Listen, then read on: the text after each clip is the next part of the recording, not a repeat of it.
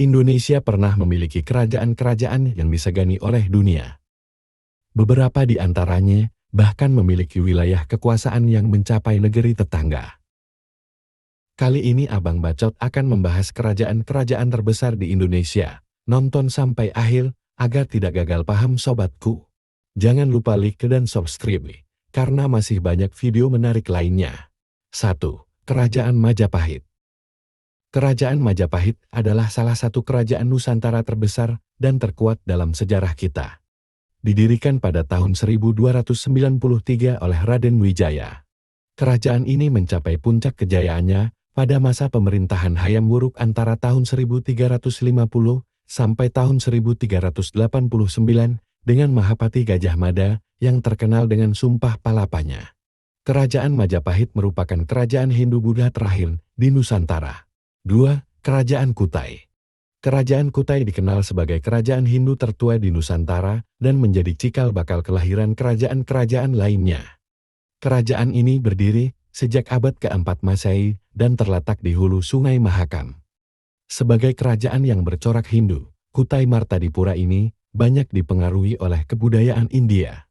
Karena banyak pedagang dari India, nama Kutai diambil dari sebuah prasasti bernama Yupa yang oleh para ahli mitologi dipercaya merupakan peninggalan asli kerajaan Kutai. 3. Kerajaan Sriwijaya.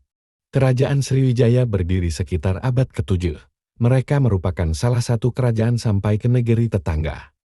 Wilayah kekuasaannya mencakup sebagian besar wilayah Indonesia, Malaysia, dan Thailand. Pemimpin dan pendiri pertama kerajaan Sriwijaya adalah Dapuntahyang Srijayanasa.